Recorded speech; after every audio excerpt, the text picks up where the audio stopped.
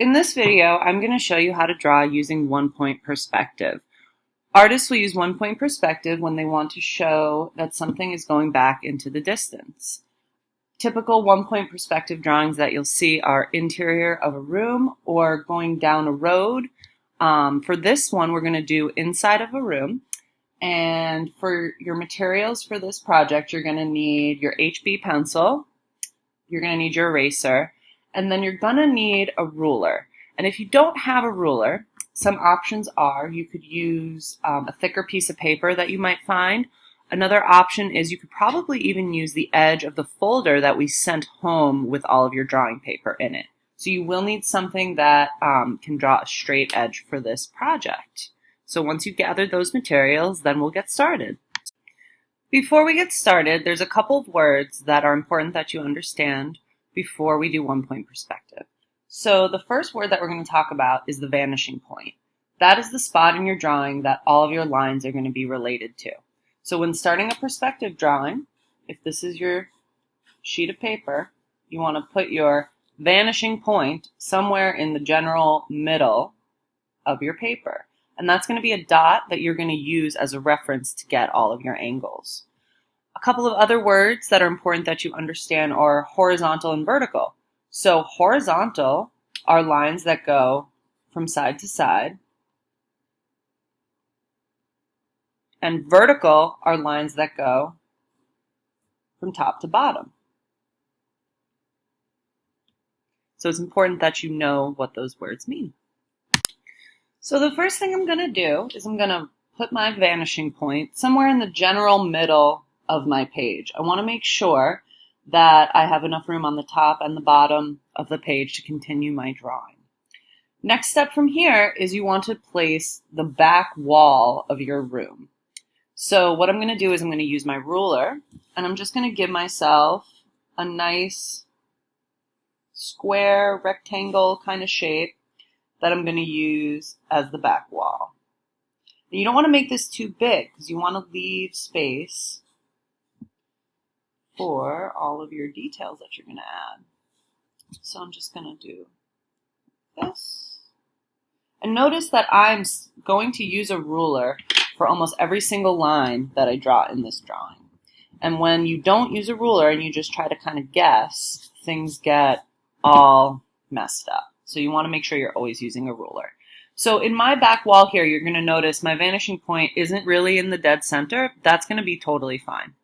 So from here, what I want to do is I want to use my ruler, and I want to get the angle from this dot to this corner up here. That's going to help me figure out where my ceiling in my room is going to go. So I'm going to start by putting my ruler right on my vanishing point. You don't want to make it to the side. You want to put it right on the vanishing point.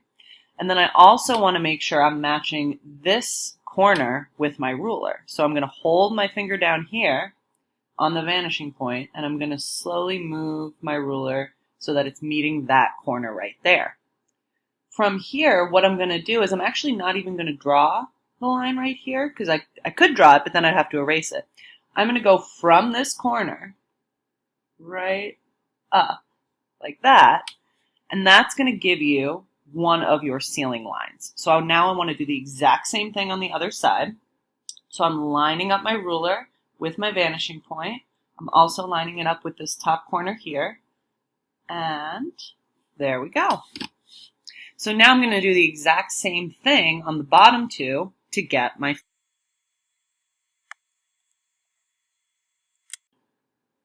So our next step here in our interior of a room drawing is we're going to put a door on this side of our room. And so a door is going to hit our bottom floor and then come up not all the way to the top of our ceiling, but kind of midway here in the top of our wall area. So what we want to do is we first want to start off by getting the top of the door angle. So we're going to use our vanishing point again. So I'm putting my ruler right here on that dot. And then I want to make sure I'm not all the way to my ceiling, but kind of somewhere between the top and the ceiling. So now what I'm going to do is I'm going to draw the top of my door. So I'm going to use my ruler on the vanishing point, and I'm going to draw the top angle of my door. And I don't have to go all the way across because a door doesn't usually reach both sides of the wall. So I'm just going to give myself a little bit right there. So I used the vanishing point for that angle for the door. For the sides of the door, you don't need to use the vanishing point. These are just straight vertical lines using your ruler. So I'm going to go to my corner here with my ruler, making sure it's pretty straight here, going all the way down. And there's one side of my door. Now for this side, I'm going to do the exact same thing. So straight vertical all the way down.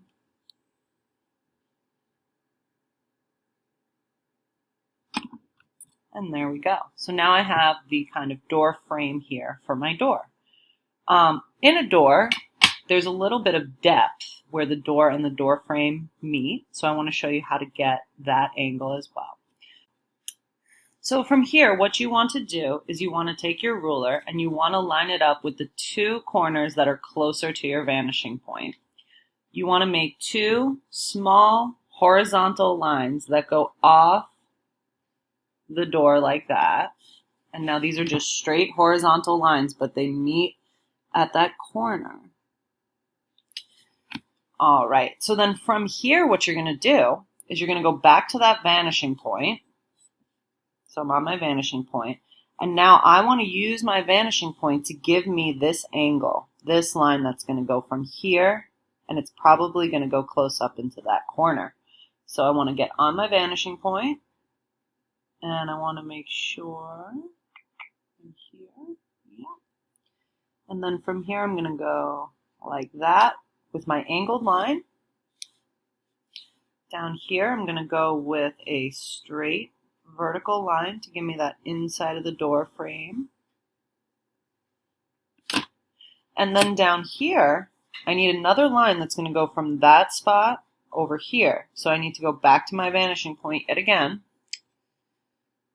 And I'm on my vanishing point, and I'm on that corner, and that's what's going to get me the right line. So vanishing point, corner, boop, and there we go. So now my door definitely looks like it's going in.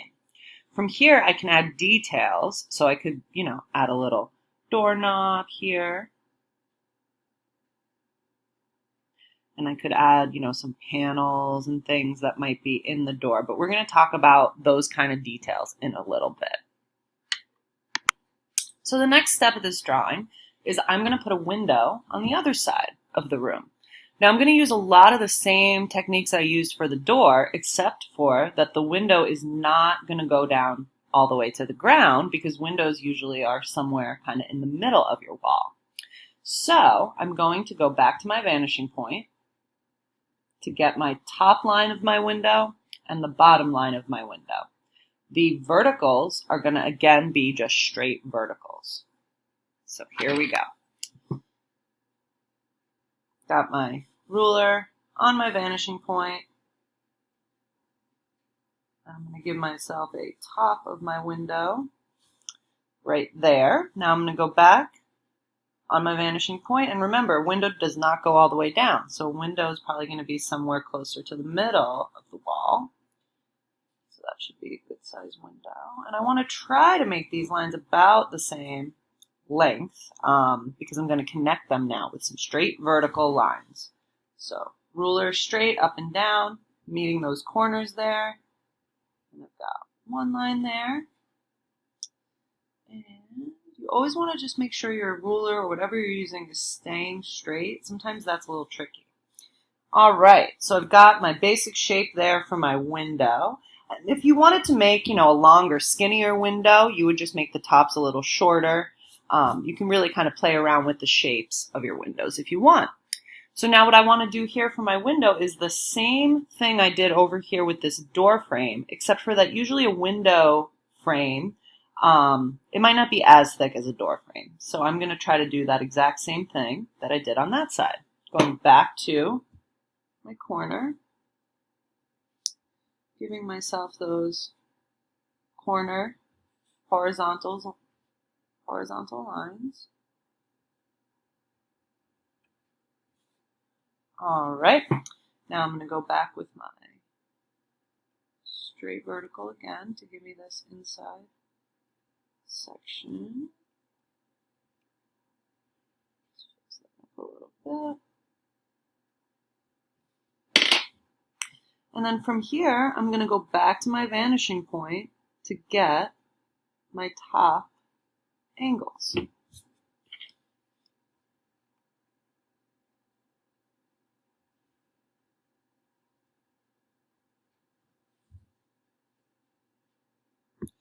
Vanishing point, corner.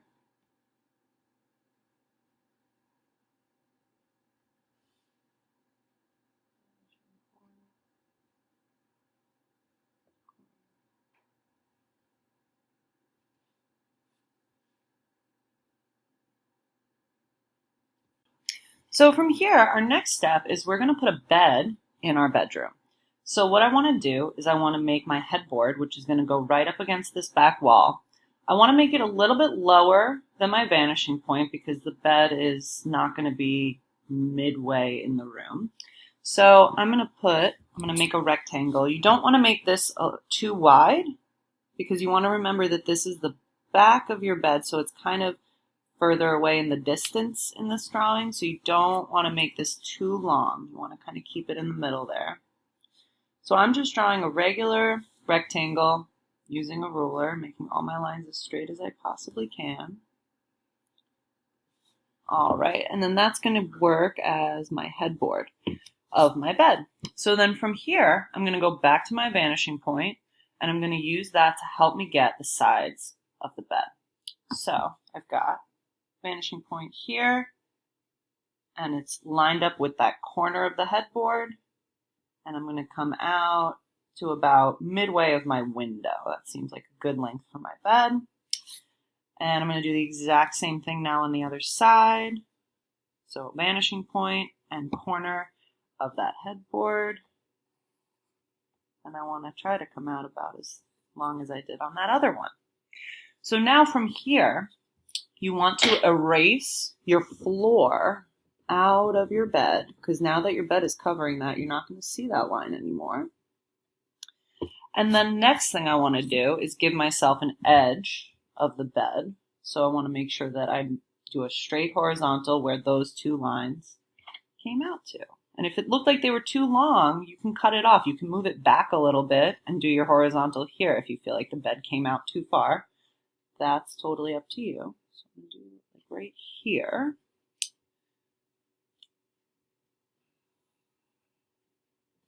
All right. And then if you have any extra lines poking out there, you can just erase those. All right, we're getting there with our bed.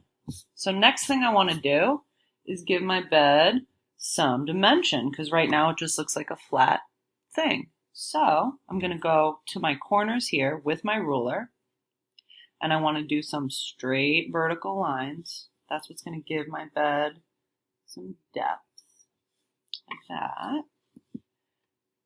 And then, it depends how thick you want your bed to be. If you want it to look really thick, you can go down further. It's up to you. Just want to make it look like the thickness of a mattress right there. And then the last thing you want to do for your bed is give it some little legs that come down. So again, those are going to be straight verticals. You're not even using the vanishing point for these. So straight verticals from the corners. And then a little bit of depth in there.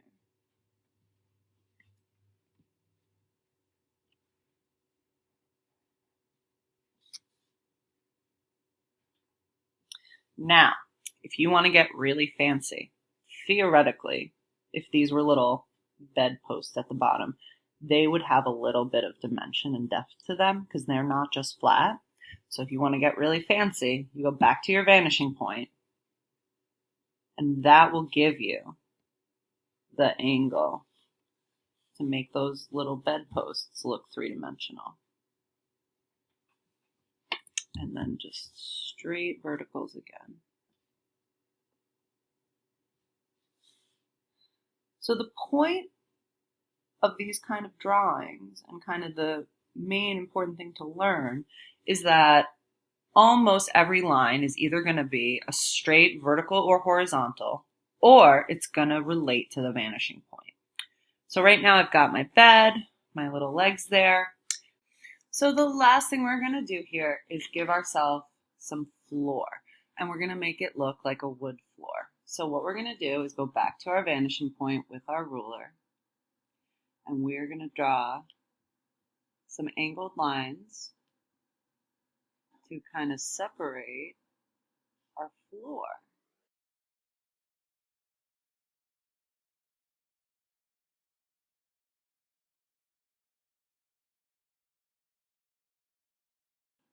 Now the last thing you're going to want to do is you're going to want to draw some straight horizontal lines that kind of separate your wood floor into different panels. And you want to kind of stagger those so they're not all in the exact same spot. So I'll show you what I mean.